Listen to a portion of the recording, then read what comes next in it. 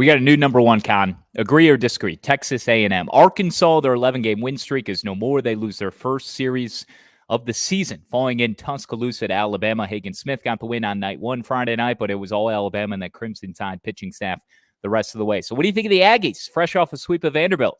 You agree? Well, you know me. I've always loved the Aggies, right? I was a big proponent of them. I've talked about their new pitching coach, Max Weiner, from the start of the year, how much, experience and new age ideas he's bringing from the major league level when he worked with the Mariners. So I'm a huge Aggies fan. However, I still think Arkansas is the number one team in the country. I'm going to put that out there right now. I understand they lost the series, and I know what Texas A&M did waxing Vanderbilt over the weekend at home in College Station, which is very impressive. But looking at what happened in the Arkansas series against Alabama, you mentioned they won the first game on Friday night. Hagen Smith did Hagen Smith things. They dropped the second one in extras. Then they get shut out in the finale 5-0, the first time they've been shut out since 2022. But look, they did what they were supposed to do in game one. Hagen Smith put them in a position to win the series, and they hit 3 home runs on Saturday, which is not characteristic of this Arkansas team this year. It is in years past, but it's not this year. On Sunday, the biggest problem was they didn't hit, but also a freshman in Zane Adams had the best start of his career for Alabama. He went 8 shutout innings, then turned the ball over to Alton Davis, and he finished the job. So, tip of the cap to Alabama's pitching for doing well, but Arkansas didn't necessarily pitch poorly. Mason Molina threw a quality start. Brady Tygart had 5 solid innings in the finale. So I'm not necessarily going to fault Arkansas too much for dropping that series. They had a chance to take it in game 2 and lost in extras. Sunday was Zane Adams was really, really good, and nobody's going to hit Zane Adams when he's pitching like that. So I still think Arkansas is the number one team in the country. I have A&M as the second best team in the country. And the great thing about this debate that we're having right now, Schass, is that Arkansas and A&M close the season against one another in College Station in the final series of the regular season. It is amazing, yeah. If you take a sneak peek, by the way, we're at the midway point. This is Dugouts, Dumbbells, and Dingers. Kyle Schassburger and David Kahn. Midway point of the SEC regular season. Of course, we talk all things college baseball nationally. We're here to do that for you now twice a week. The first of 2 pods coming up this week at Kyle Schass at SportsCon4 is where you can find us on X. But, David, yeah, for all intents and purposes, we're at the midway point of the conference season for everybody. We're just past that midway marker. And to know that Texas A&M and Arkansas are staring down 5 weeks from now when we'll be preparing to go to Hoover, they will have completed the regular season finale in College Station. We thought we had a big boy showdown, though, this past weekend in College Station with Vanderbilt and Texas A&M, and it did not go that way. So, while I understand your reasoning with keeping Arkansas number one, I'm going to take the contrarian route, which is no surprise, and I'm going to dock them just one spot because I don't feel like they should be completely punished. And really, I will hear the argument, and I agree with you. I'm okay if they were to remain number one because I don't want to penalize a team that has been so dominant to this point for having one off weekend. They swept San Jose State in the midweek. They won game 1. Hagen Smith didn't even have the monster strikeout numbers. He just had 6 Ks in 6 innings. And the 3 home runs, as you mentioned, the solo variety on Saturday came in dramatic fashion with Peyton Holt with 2 outs in the 9th, getting a start in left field. He hasn't played a lot this year. He really had to play a lot down the final third of the season a year ago when Peyton Stovall went down with the shoulder injury that put him on the shelf the rest of the year. And Peyton Holt was, a spark plug. And he hasn't really had those moments or opportunities outside of a triple against Oregon State and Arlington this year. But he gets the start and he comes through with the solo blast, tie the game. You go to extras. You get walked off. Alabama's able to come through. And then, St. Adams happened. And you can't really plan for that. And it wasn't necessarily a Brady Tygart issue. He pitched well, some of his better stuff here of late. But that Alabama pitching staff just showed up. And the bullpen was spectacular at times. And it was just better, just slightly better than Arkansas, who was on the road, dropped their first series, and good on an Alabama team that had been scuffling a little bit after a hot start to find those wins. Texas A&M, though, meanwhile, I think earned the number one ranking based on the way they performed against Vanderbilt this past weekend. Con, on Friday night, 7-inning game. 7-inning game right out of the chute. They won 15-0. It was Montgomery and Lavalette who homered right off the bat, right in the first inning, and off she went. I texted our studio host for Vanderbilt, Gus Wedekamp, out of Learfield headquarters. I was listening to the end. I thought I was tuning in to what would be the 7th and 8th inning after a star-studded softball game that my daughter had. More on that coming up. There's your teaser. So I'm in the car driving back home on Friday night. I'm like, let me jump into this monster top 6, showdown. And it's Gus saying goodbye. And I'm like, wait, the game is over? And he read the final score. And this is the Vanderbilt host. He read the final score, with so much hesitation, not much excitement, very bland, very vanilla. And he said, 15-0 Texas A&M. I had to text the dude immediately. I'm like, did you just say 15-0? He's like, yeah, bro, no contest. But not only that, like A&M was not done. They went out to outscore Vanderbilt 36-6. Vandy didn't score until game 3. It was 9-0 in game 2 Saturday. So 36-6 cumulatively over the 3-game set. First sweep of Vanderbilt ever for Texas A&M, and first sweep of a ranked team since 2016. Just a top 25 team in general. Aggies haven't done that since 2016. So they're 32-4. They're 11-4. They've got 6 guys all hitting over 300, and Ted Burton is just under that at 295. I mean, basically 7 hitting 300, and Brady Montgomery, again, continuing. I don't know if he's going to reach Charlie Condon status of what Condon continues to do, but Brady Montgomery is as steady as it comes. 19 homers, 58 RBIs. He's slugging 891. He's been spectacular. So you've got Arkansas. I've got A&M. It's more so on I want to reward the Aggies for going out and sweeping in dominant fashion the Commodores over the weekend. And I can see that. I totally see that side of things. That was a dominating win. Like you said, they outscored them by 30 runs in the series. Vanderbilt didn't score until the finale. I don't want to penalize Arkansas too much because they lost to a good Alabama team. So like when we talked about DSR and how DSR is not going to ding you too much. 1, it's on the road. 2, the first 2 games were close. Like the game they lost in game 2 was close. And game 3, they just got outpitched. Like it's really that happens. We talked about this last week. Like, is Arkansas going to lose a series? And we both said yes. Like that's going to happen. It's the nature of college baseball. We had this problem 2 years ago with Tennessee. We said, when's Tennessee going to lose a series? It's going to happen. It did. It happened around this time actually with LSU last year. When are they going to lose a series? It happened. Like no, you don't go through the entire SEC slate not losing a series hardly ever. I mean, Wake Forest did it last year in the ACC, but that is a diamond in the rough type of moment. So I'm not surprised Arkansas lost a series. I think it was a competitive series. Again, good on Alabama. We've talked about what Rob Vaughn has done, especially with the pitching staff that he's had. They already lost Hagan Banks. That's why Zane Adams is in the rotation for Alabama. Hagan Banks has been injured. He moved from the midweek role into this rotation, and he had the best start of his career on Sunday. So absolutely need to reward A&M for what they did. That's why I moved them up in my Power 10 to number 2. But I'm keeping Arkansas number 1 for now. However, A&M certainly has the argument, the case, the stature, the players on both sides of the field to be the number 1 team in the country. There's an argument there to be made, and I think you made it pretty eloquently. The team ERA for A&M, too, is just second right behind Arkansas. Again, 3.14. Yep. Yeah, it's spectacular. They're doing it in every phase. The Schass Nagel has completely turned to what I don't want to say completely because I don't want to give Childress a bad rap, prior to his exit. But when Texas A&M decided to go out and make a change and bring Schloss over from TCU, I mean, what he's been able to do in this year 3, is it right? Yeah, they were in the SEC title game last year. I mean, come on. Yeah, they are. And the semis the year before that. Like they've been competitive in this conference every season that Jim Schloss-Nagle has been the head coach. Yeah, there's no doubt. I want to kind of weave in the Power 10 as we go along here. We'll have dudes, hat tips, SDA, and a couple other things before we get out of here. Condensed, kind of shorter episode. We're going to try and do 40, 45 minutes on average per episode as we come to you twice per week now between now and the end of the regular season throughout the postseason. We'll try to give you as much content as we can here on Dugouts, Dumbbells, and Dingers. So we know I got A&M 1, Arkansas number 2. You got them flipped the other way. I'm curious. Yep, exactly. Has Wake Forest made they were in your Power 10 still last week, were they not? They jumped back in last week and they have moved up again. Where are they? They are, let me pull up. They are now number 7 for me, right below Clemson. I dropped Clemson from number 2 to number 6 after what happened to them against NC State over the weekend, which we should definitely talk about because that's a serious loss for the Tigers at home, which they've barely lost a home game all year. hadn't lost a series at home all year. And then NC State basically made it look like Clemson didn't want to play until the finale. Like they absolutely ran them over.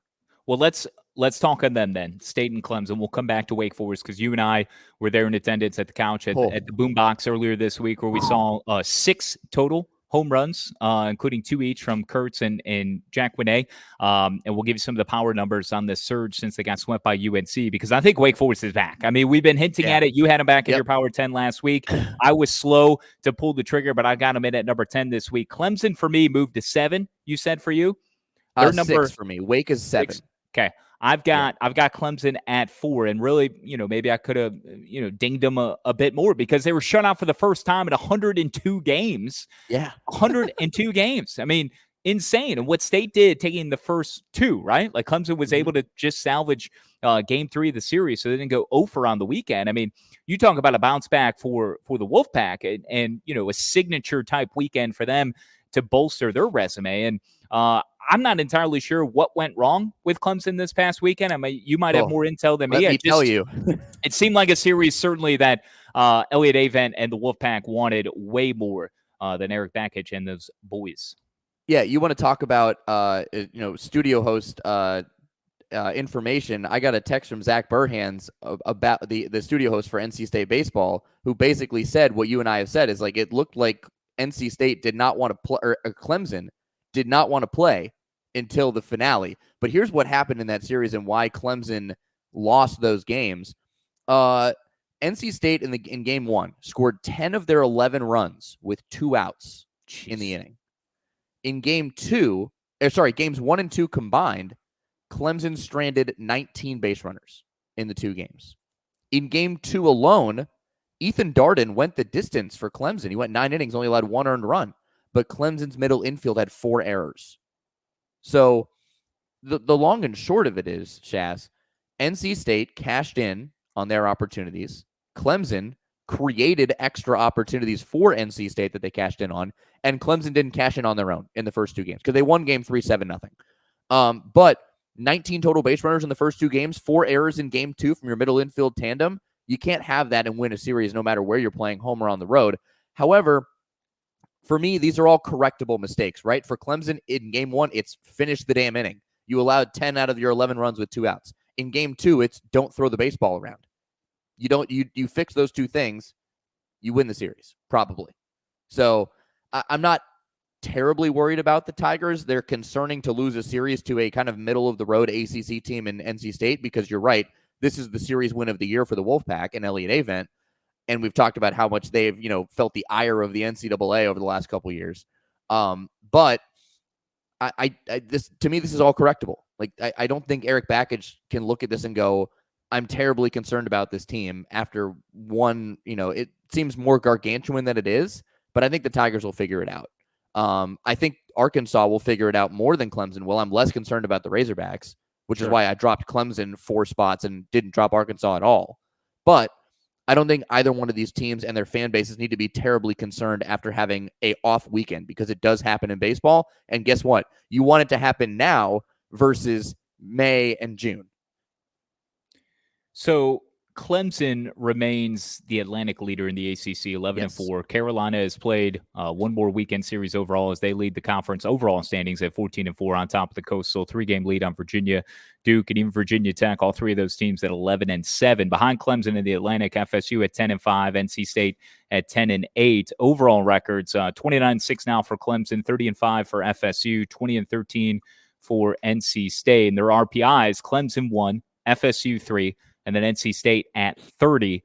Massive. I mean, you can't say enough about how big this past weekend was for Elliott Avent and the Wolfpack to be able to go to Clemson and secure that. You also can't argue how big of a turnaround we're currently experiencing for the Wake Forest Demon Deacons, who, I mean, this power surge, they took 2 out of 3 at Boston College. They have now won 7 of 8 since getting swept by North Carolina on March 31st.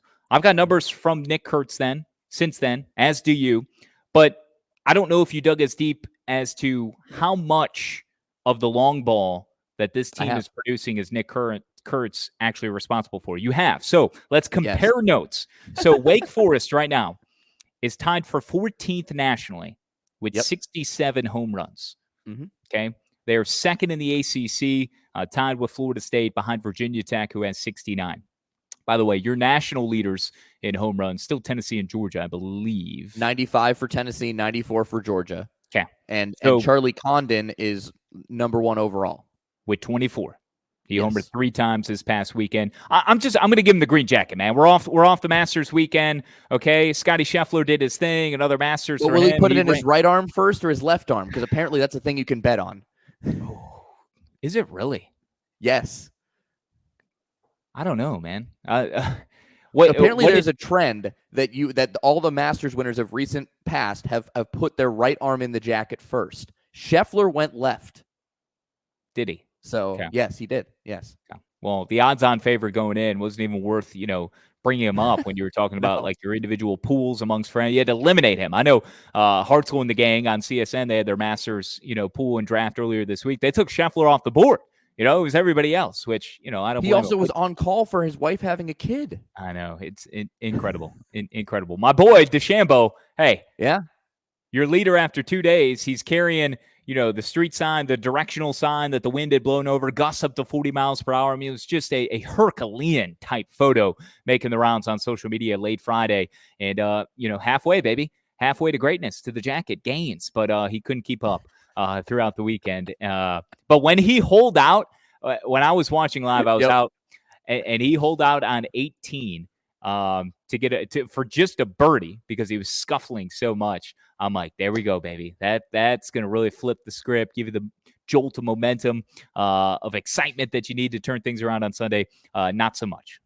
So, okay, back to Wake Forest. So they've got 67 dongs. All right, 67, tied for second in the lead. They've won 7 of 8. Over this stretch, they have hit 23 home runs. Is what I've got. I have 24. Maybe I'm one off. That's why we're comparing notes. Okay. Yeah. I was never a math guy, although I was always. I just counted up in the box score. So like that, I literally opened every box score and counted. So did I. Did you count the North Carolina loss? No. On the 31st? I did not. So no. I just missed one. Look, okay. I'm human. Yeah. All right. Happens. I don't claim to have all the answers or to be right. We've it's all good. We've documented this well. Okay. All right. So 20. So of those 24, am I right with Kurtz? He's got 14 total bombs, but of the 24 over this streak where they've won 7 out of 8 games, he's hit 13. 13 of his home runs have come during the past 8 games, 7 of which Wake Forest has won. So he has accounted for 14 of his team's 24 home runs over the final 8 games. What's more, he's 18 for 34, scored 19 times, 26 ribbies, slugging 1.794, and that's across 9 games in total. 8 games in total. 8 games. Yeah. I have all the same numbers as you there, hitting 529. There's actually an interesting note right below all the numbers that were posted by Les Johns, one of the writers for Wake Forest, the media members, that's consistently at all these games. There apparently was a stance change for Nick Kurtz, apparently in between games 2 and 3 of the UNC series. In game 2, you can see the difference. He was more closed off. His front right foot was in front of his left foot. And apparently in game 3, he returned to a more open stance. And apparently that's made a difference in his ability to hit the baseball. I haven't looked at, every single, I don't have the video of every single at bat for Nick Kurtz, but I could easily pull up all the home runs that Wake Forest Twitter account has tweeted. I mean, the admin has asked Nick Kurtz to slow down because he's tweeting so many homers. How about when we were at the game Tuesday, and then Aaron Fitt was there also, and he had tweeted that he was next to Ty Collins, the radio guy for Wake Forest, who you've spelled and filled in for in the past. And Ty was like, "Stop it, Nick! Stop it!" Yeah, I mean, he's not going to stop. Like the dude is on an absolute tear. It's great to watch because the beginning of this year, you and I were like, "What is wrong with Nick Kurtz? Like, what is going on?" The dude was hitting maybe 220, got hurt, and we're like, "Oh no." Like, what we thought also, Nick Kurtz is supposed to be out for like 4 to 6 weeks. He came back in 2. So that time off really helped him. Obviously, things have turned in the right direction for him. And he's just, what we're watching is a performance of epic proportions from Nick Kurtz. And I hope he just keeps homering. I mean, it's amazing. The moonshot that he hit when we were at the game against Coastal Carolina on Tuesday, I mean, you and I just looked at each other and didn't say a word because it was an absolute tater. I mean, the ball, I think, cleared the scoreboard. It was an absolute bomb. And you and I were just shocked. We were sitting right behind home plate. We heard it, we saw it, and we're like, oh. Like, dude, it sounded like a bomb went off, like shot out of a cannon, that ball off his bat. He obliterated that thing in a fashion that I have rarely seen. I mean, he killed that baseball. And we both looked at each other, as you said, and it soared over the scoreboard in right field. I have never, and for how high it was, I mean, this was a towering, majestic blast. And this was his second one of the game at that point. I think you missed 2 innings. Yeah, you missed the first one. You hadn't showed up.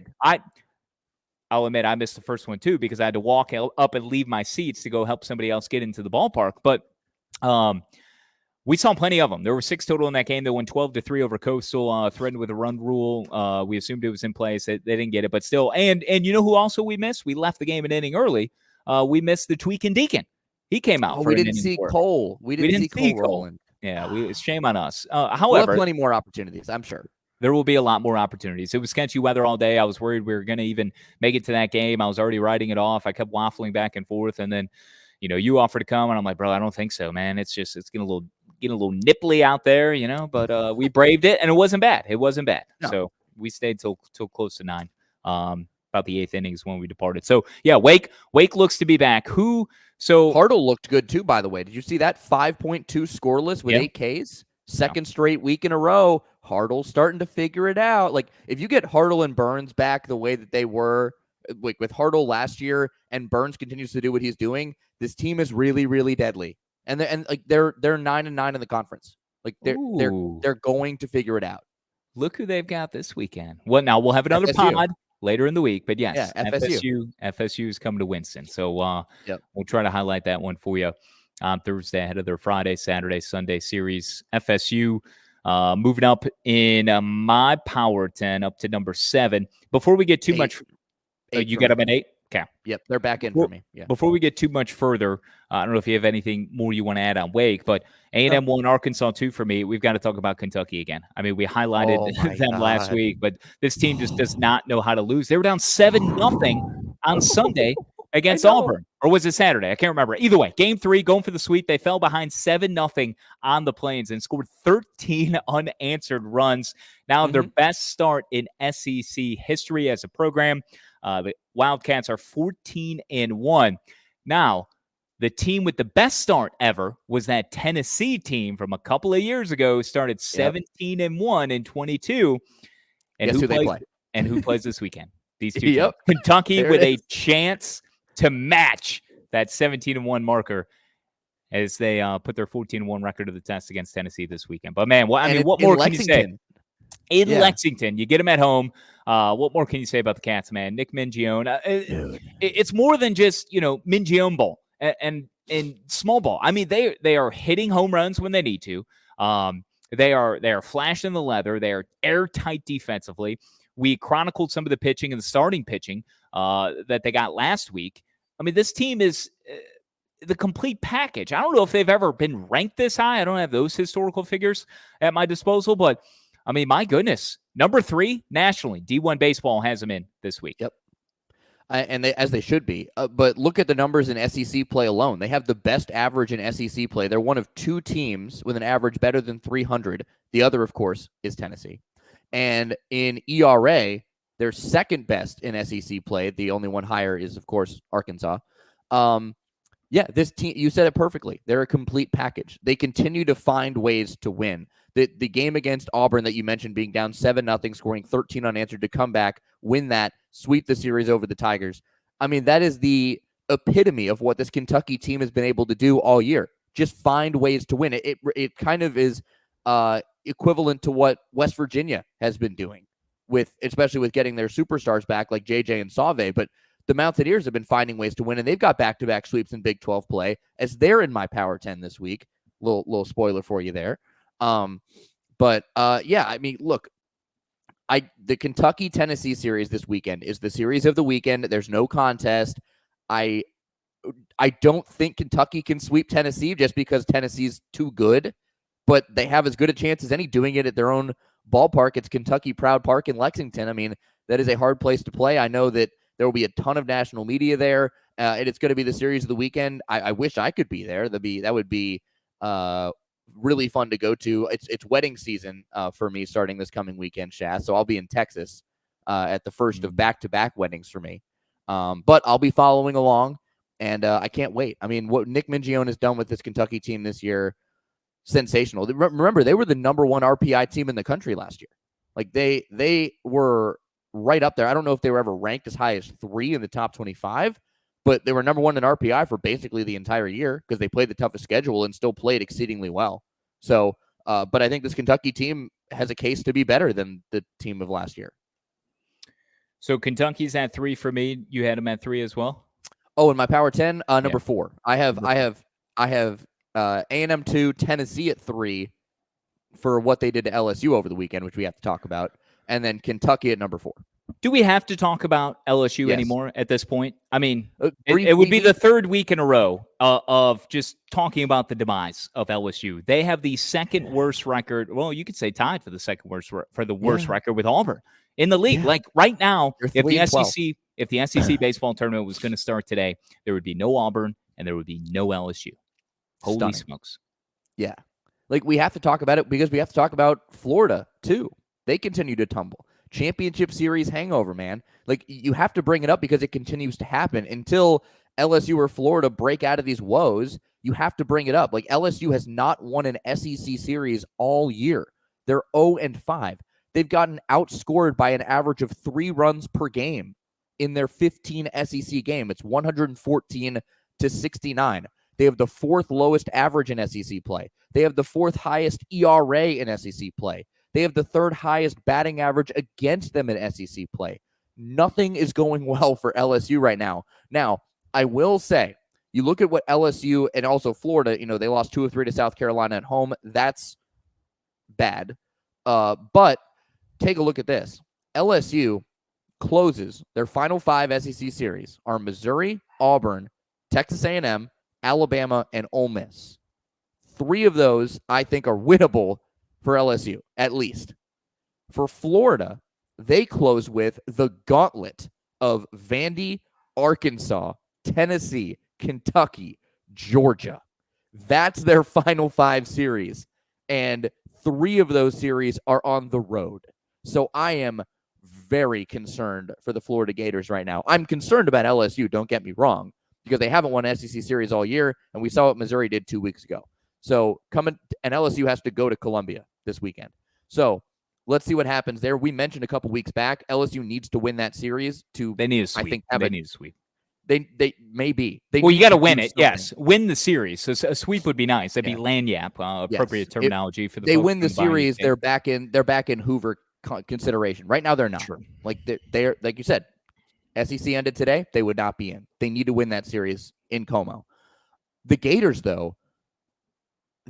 There is no consistency on this Gator team not named Jack Caglione, because Caglione homered 3 times over the weekend against South Carolina, and he got the win in the finale, but he only got the win with 5 innings. He still walked 4, whatever. That's what you're going to get from Cags on the mound. We know that. But nobody else is consistent. Just pitching, hitting-wise, they just don't have a whole lot. They did get Pierce Coppola back, who came back after missing 783 days due to that bulging disc injury he had back in 2022. He had surgery, missed all of last year. So hopefully he comes back and is able to build himself back up, but that's going to take some time. He only threw 31 pitches in his return in game 2. So Florida needs to get more consistency, especially out of their pitching, because one day you'll have Cade Fisher go an inning and 2/3 hitless, then he'll give up 2 runs. Then you'll have Luke McNeely come out and close out a game, and then he'll go out and give up 3 runs and not record an out. I don't know where to look with this Florida team because there's no one that I can stare at and go, okay, you can carry this team. Because Jack Caglione can't do it all. Some might hope he can, but he can't. LSU, everybody's just, you kind of shrug your shoulders and go, it's happening again. 3 years in a row, the championship hangover. So Florida hung on for dear life, too, to win game 3 against South Carolina. Cags got the win. But, I mean, South Carolina got into the bullpen and scored 6 runs on Florida relievers. So, I mean, they hung on 11-9 just to get one win. Their only win of the week because, you dropped the first 2 to South Carolina. But, Florida State. Let's not forget what happened against FSU on Tuesday night. While we were watching Coastal Carolina and Wake Forest, FSU was putting it on them Gators. 19-4, right? 19-4. First sweep of Florida, because they play the 3 during the midweeks. First sweep of Florida since 2000. Since 2000. Gators. And 19-4. I mean, not even a fight. Not even a fight, man. Now, all that to say, was in Cali. Yes, that was. Who am I more concerned about, hangover-wise, LSU or Florida? I think it's LSU more so because I think the rankings reflected it until this point, until this stage where on April 15th, Florida is no longer in the top 25. Finally, they have plummeted enough. But each week, it's just been a couple of spots. And really 3-4 weeks ago, even when they were losing every single midweek game and they were still Jekyll and Hyde, helter-skelter. Did I say that right? I feel like that's a phrase I would say. You did. No. Okay. You nailed it. Perfect. Good. Exfoliate. Anyways, Florida has finally paid the price, okay, for their 1-3 week. They have fallen out of the rankings, but they just have so much star power, man, much star power. And with Cags, he's not going to be spotless on the mound, but he's going to keep you in the game when he pitches. But it's not about that; it's about his offense, and he's come through. He continues to deliver. But Florida has not answered the bell. That is a gauntlet to finish. I mean, those are all ranked teams. Concerned. That you rattled off, I believe, every single one of them. I mean, that is the gauntlet. And Georgia's new into the rankings, who they conclude with. I mean, they're 23rd this week after taking the rubber game against Missouri in a very entertaining, series this past weekend. And Missouri, again, that's why LSU going on the road to Como, like, who knows? Mizzou swept Florida 2 weeks ago. We talked about how much better this Mizzou team is under Carrick Jackson and what he's done in year one. And, hey, this team's going to get some people. And LSU is wounded. You got a Tigers on Tigers showdown. Like, hey, man, game on, But I think Florida has a little bit more. I feel much better about them substantially in turning things around, at least making a run because, they're going to be. I don't. You don't? No. You like LSU's chances of turning around better based on what? The schedule? Based on the schedule. Yeah. Yeah. Purely based on the schedule. I think team-wise, like if you look at the two teams, I feel better about Florida. But if you look at their schedule, no. Because they get Vandy next, and you better believe Vandy is pissed off. Like, they got their cages rattled in College Station this past weekend. So they're going to come out with a vengeance. And if Florida's not ready for it, they're going to get stomped because Vandy can play. So I'm very worried about the Gators' schedule. Who was it you mentioned was back from the injury that I missed?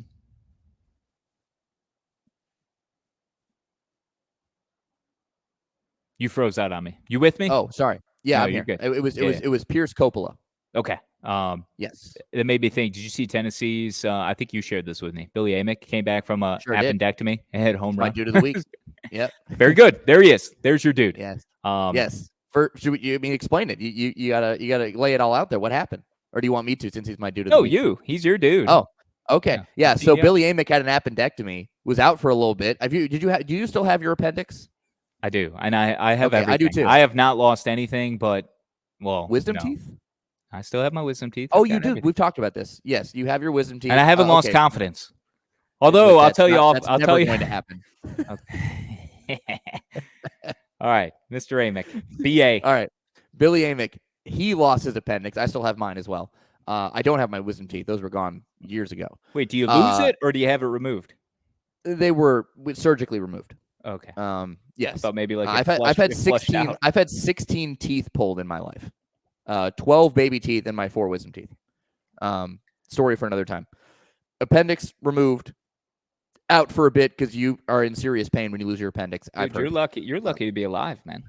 You've been through a lot. With 16 teeth? I mean, I'm just broken. Whatever. My knees are still. No appendix? I have an appendix. Oh, you have an appendix. Okay. No, I have mine. I'm saying I've heard. You almost lost your toes last year. Yeah.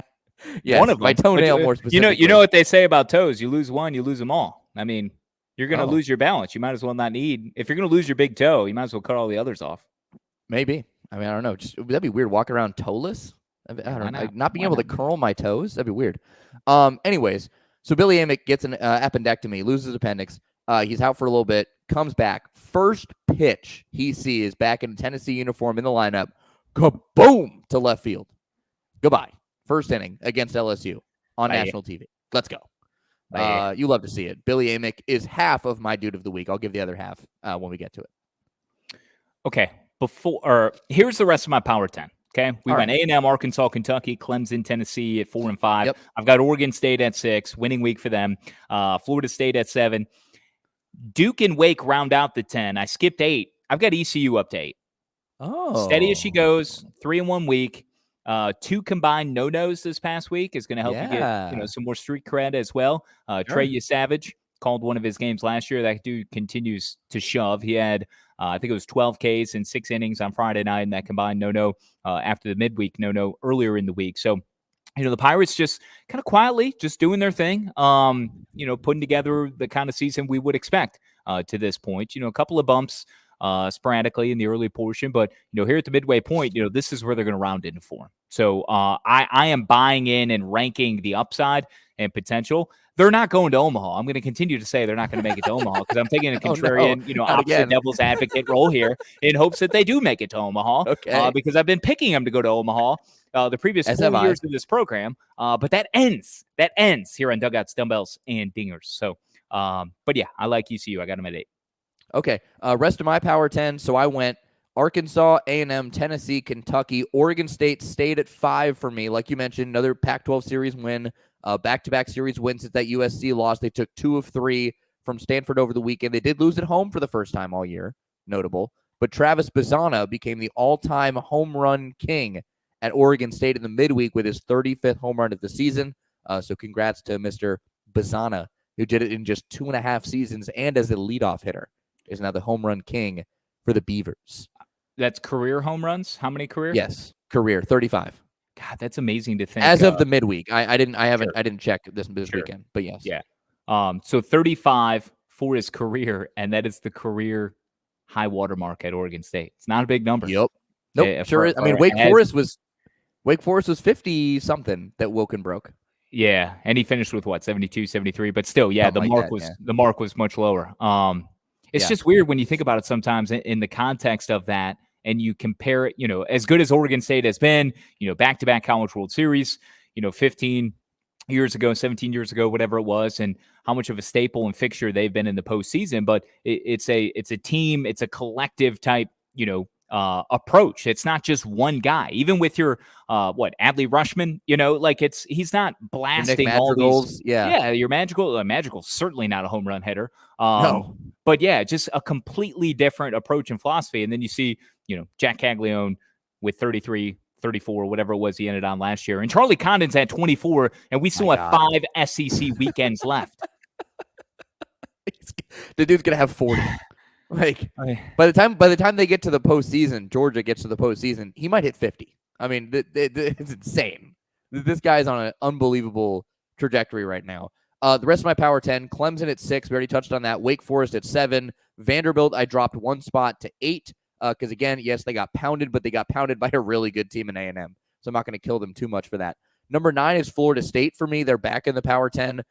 They've won 3 straight ACC series after getting swept by Clemson 5 in a row. They mauled Florida in the midweek. Their entire lineup's hitting above 265.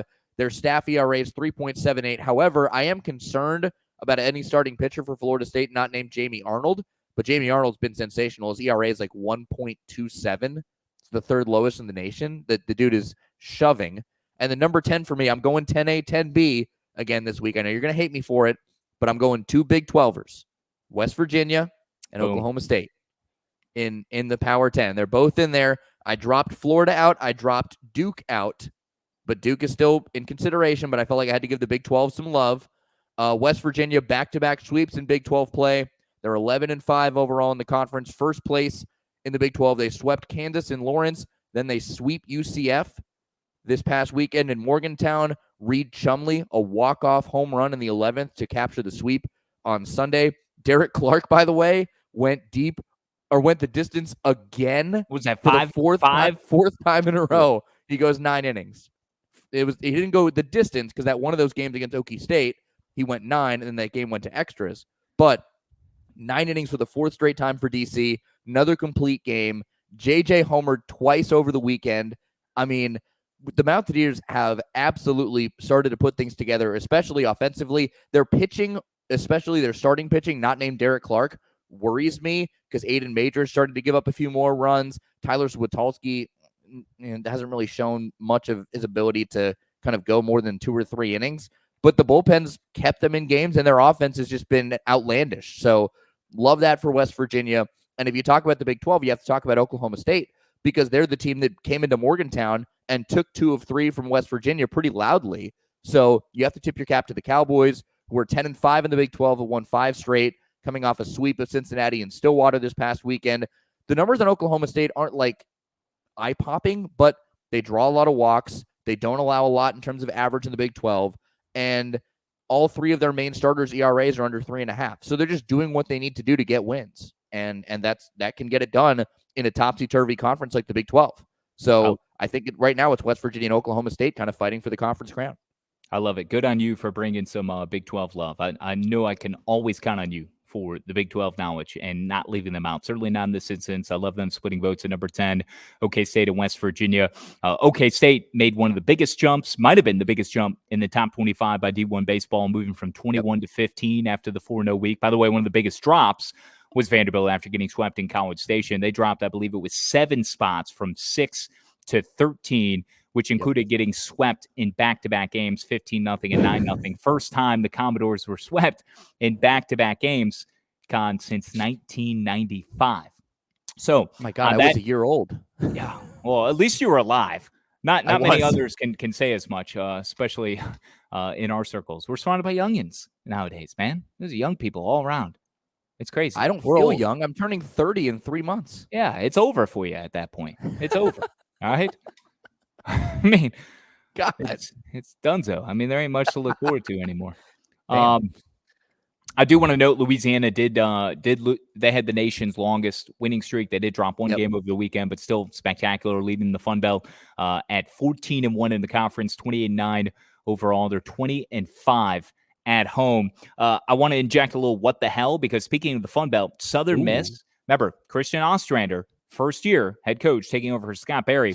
Southern Miss picked to finish second in the Sun Belt behind Coastal Carolina. They went 1-2 in the preseason rankings. Southern Miss salvaged just one win on the weekend in Game 3 at Georgia State.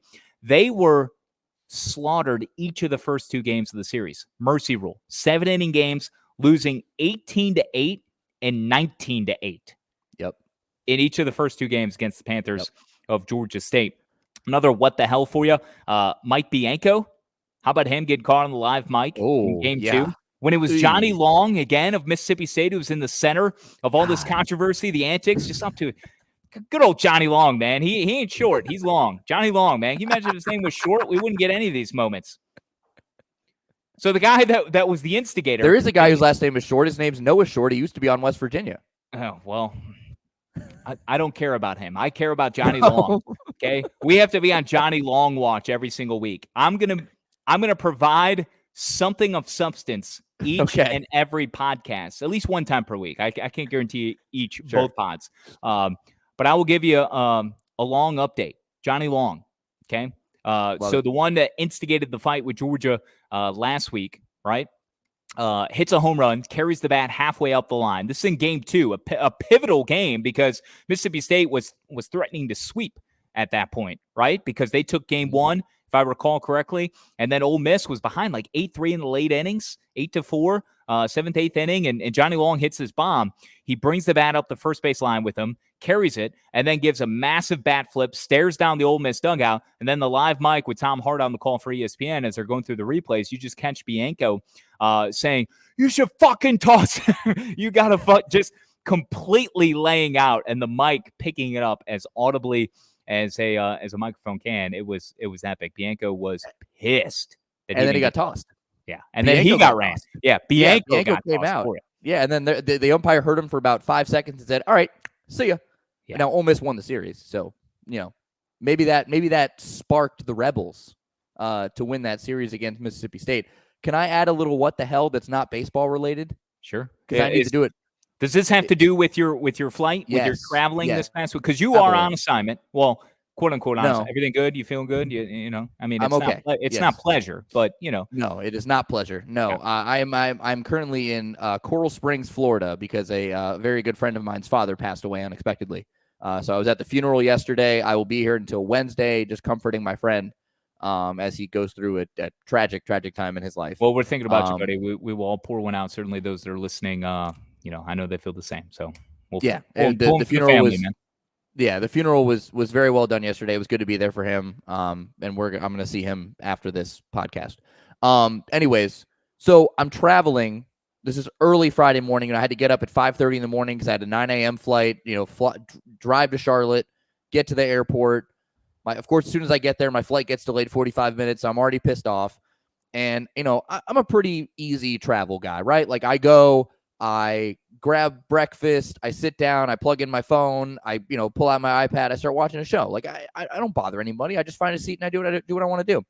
So the Chargers at the gate I was at were only at one of those like high top tables, and there's a bunch of people there. But whatever, it's fine. You do you. So I come in, plug in my phone, whatever, pull out my headphones, try to start watching a show, and there's this guy across from me, and I hear him like very briefly do like a little text to talk, like he's talking into his phone to send a text message.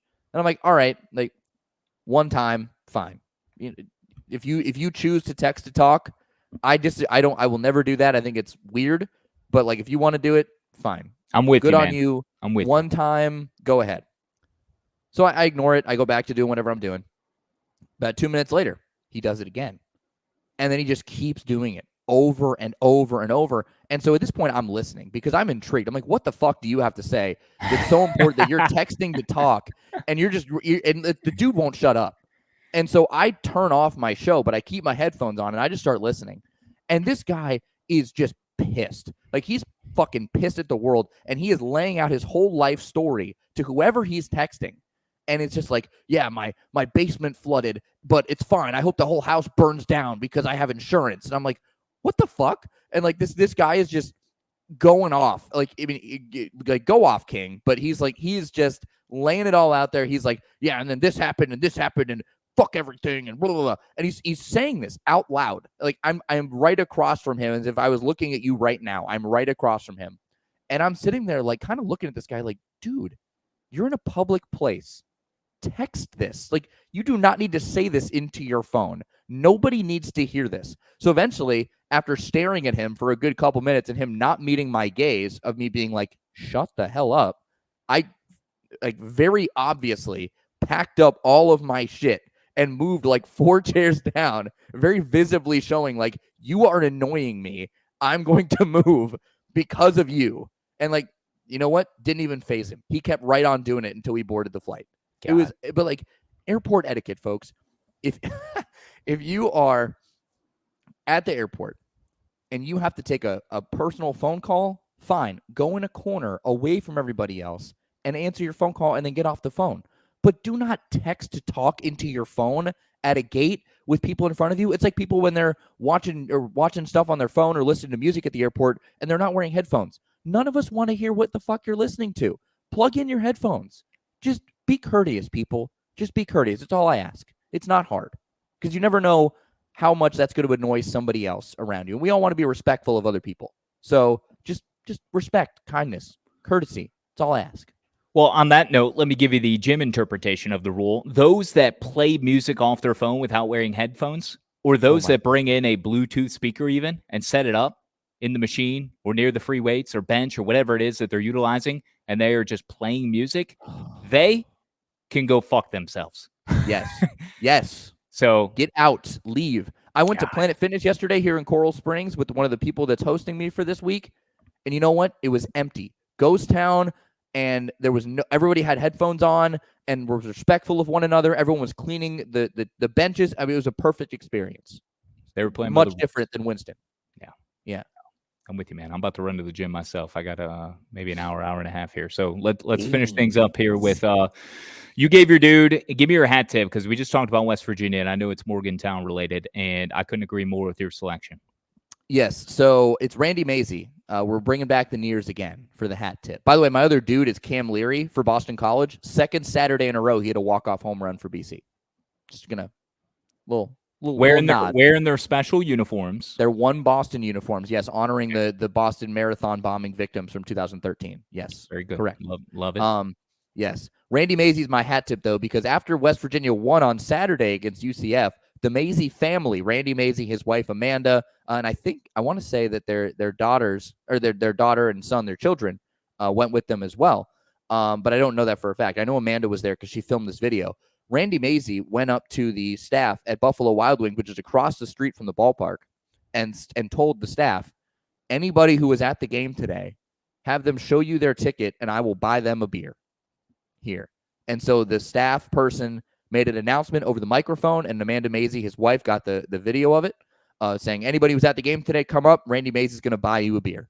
That is a pro move by a head coach, and it's why he's so beloved in West Virginia. Randy Mazey came to West Virginia at a time when Mountaineer baseball was not popular. Like, he came 12 years ago, and there was a lot needed to be done. They needed a new stadium. They needed a revived, enjoyment of Mountaineer baseball, and he injected that. He injected the local care, the local, recruiting of players in the area, in West Virginia, in Pennsylvania, in Ohio, and they love him here. Like, it's his final year in West Virginia, and he's doing everything he can to say thank you to the fans for all the support that he's been shown. Him and his family have been shown over the last 12 years. So I love what he did there. And also on Saturday, they were interviewing Randy Mazey on the telecast about J.J. Weatherholt and asking him, how he's doing, whatever. J.J. homered in the middle of them interviewing Randy Mazey on the telecast. What is and it Randy about? just goes, Randy goes, I think he's okay. What is it about interviews of West Virginia, either coaches, players, family, and the dude homering? Because that's second time. Wasn't it somebody else's father? Kyle West's father was on the telecast, yes, and he homered. I don't know, but amazing. Some they put in to Randy Mazey. Some they put in the water up there in Morgantown, I guess. Water's delicious. Yeah. I have had plenty of water in West Virginia. It's really good. Good. Okay. Give me your hat tip. Yeah, give me your dude, because you have a dudette of the week. Yeah. Let me give you the dude first quickly, and then we'll go to the dudette. Bryson Van Sickle. Are you familiar with this beautiful gentleman from Utah? He's a Ute. Okay. I'm looking him up. Look him up, and you'll see a picture that is going to resemble your boy by week's end, except you can drive a truck through the split of his mustache, which I'm not as much a fan of. However, Mr. Bryson Van Sickle threw an 82-pitch complete game on Friday. What? 82 pitches against Arizona State in a 10-0 win on Friday. 10-0 win Friday night, 82 pitches, first sweep or first complete game by Ute since 2022, so not that long, but first shutout by a Utah pitcher since 2016. 8 strikeouts, season high, walk none. They retired 14 straight Sun Devils to end the game. Arizona State never had the leadoff batter reach all game as well. So, 82 pitches. That's pretty good. That's pretty efficient. That's a 9-inning game too. Okay, that it wasn't a shortened game at 10-0. It was 9 innings because they scored the 10th run in the 9th. So 82 pitches. Bryson Van Sickle, and yes, a terrific mustache to boot for the redshirt senior left-handed pitcher out of Eagle Mountain, Utah. So he is my dude. My dudette. Got to wax on my daughter, Pudge. First home run of her young career. It took just over a year. First year playing softball last year on an 8U team. She's one of the older girls on this 8U team this year. It was game number 2 of this season. Just laced a missile, a piss missile, rocketed right up the middle. They play 4 outfielders, so there's nobody in dead center, and that ball just ran to about the middle of the center field. And by the time the defenders convert, and it's pure chaos in softball. We've talked about this before with little kids. I mean, there's so much screaming, yelling. So it's a little league home run. Yeah, she's not elevating over a 200-foot wall at the age of 8. However, she slapped this thing up the middle, and seeing her little booty scoot around the bases and score before that ball got fired in. I mean, you talk about a proud moment. I mean, there are no words. I mean, that is, I couldn't tell you how it would feel thinking about when this day would happen. Quite frankly, I never really thought about it that much because, she was slow to the punch on getting involved with softball to begin with. And I was just super jazzed up and juiced that she wanted to give it a try last year and make me happy. And she's like, I want to do it for you, Daddy. Where, I was kind of softly encouraging her, and she, takes such a liking to it, has loved it, has really embraced it this past off season, trying to get better and see all that hard work pay off. I mean, dude, I was numb. I still, the worst part of it is you got to wash it and then come back to the park the next day. And we played 2 more games, and she doubled, tripled, singled, but didn't home run. So, like, you kind of forget because now you're on to the next coaching moment, because now she's pissed because, they lost and didn't win the preseason championship, and she was tired in game 2, and you're dealing with, an 8-year-old trying to have the energy and trying to match that in the second game. So you're trying to teach her, help build her up and help her dig deep and find that enthusiasm and energy to match what she had in game 1. So, like, we're already on to the next teaching point. But, man, that moment on Friday night and certainly Saturday morning waking up, I was just so proud, man. It's an incredible feeling. That's awesome. That good for Pudge. I mean, dude, are the scouts going to start showing up to her softball games? Like, legit? It might be, dude. We got one at 6:00 tonight back at Reed's in Lexington. So, Let's go. We'll see if anybody from Oklahoma, is going to be in attendance. I would expect they lost over the weekend. Oklahoma, by the way. Yeah, they lost to BYU, I want to say. Okay. Yeah. It's a shame. But yeah, first stinger for Pudge. And Saturday morning before we got in the car to head back to the ballpark at about 10:30 a.m., I said, Pudge, how are you going to follow up last night's performance? What are you going to do for an encore today? And she's like, I'm going to hit another dinger. Yeah. Hell yes. Hell love yeah. it. I love it. Yeah. That's beautiful.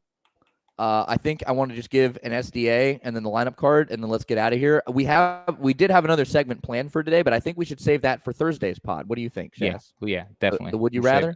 All right. Yeah. Let's save that for Thursday's pod. That's a little teaser. Well, would you rather coming at you? Multi-sport action, but you got to come back Thursday. We'll get a pod out for you then. Golf, hockey, and we have basketball playoffs starting as well. So maybe we think of another one. Yeah. All right. Okay. Well, there's your teaser right there. But SDA going to the Tommies, St. Thomas baseball from both Schass and I. There's a video put out. I think Steven Schock, Big Donkey 47 on Twitter retweeted it. They were just taking BP and just very casually. I don't know if it was a coach or a player. I tried to find out, but there was no real information on this. But there was a fly ball hit in BP, and guys are catching it, whatever. But this fly ball, this man stands up in front of everybody and just lays out and flexes his muscles and takes the ball right off his pecs. And it was awesome. So, and St. Thomas baseball tweeted it. It went viral. So an SDA going to the Tommies of St. Thomas baseball. Very Happy Gilmore-like when Happy gets in the batting cage and takes it off the chest. However, this doesn't have the same speed or velocity per se. But it's a towering fly ball in batting practice and fielding practice that the dude just camped out underneath, but he took it in the same kind of mannerism as you just demonstrated so eloquently. By the way, you look kind of ripped there, man. Do you work out? You work out? A little bit. Yeah, that was here good. and there, on the side. So a little bit of vasculinity there. I love it. The Tommies sweep Oral Roberts for the first time ever. Whoa. Oral Roberts. I didn't even see that.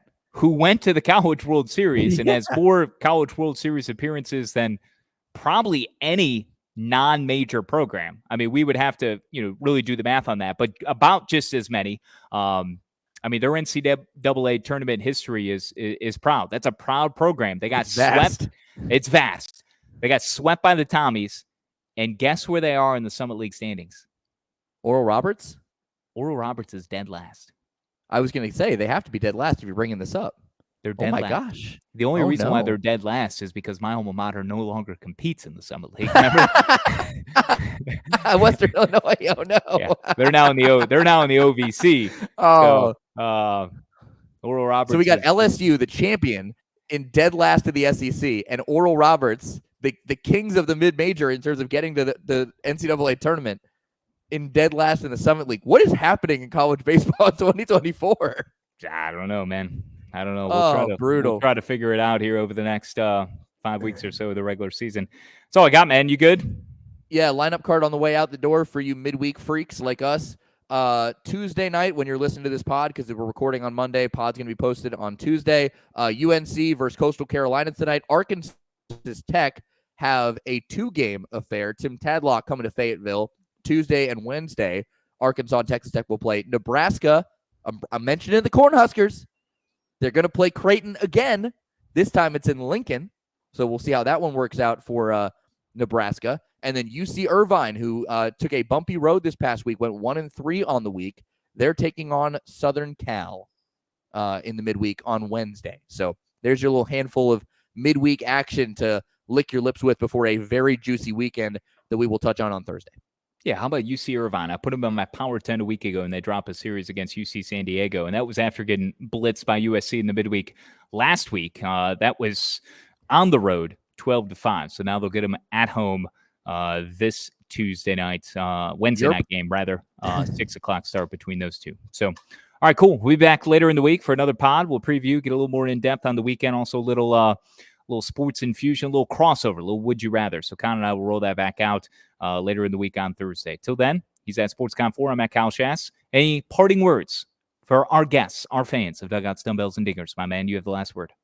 Be respectful, be kind, be courteous, and as always, game.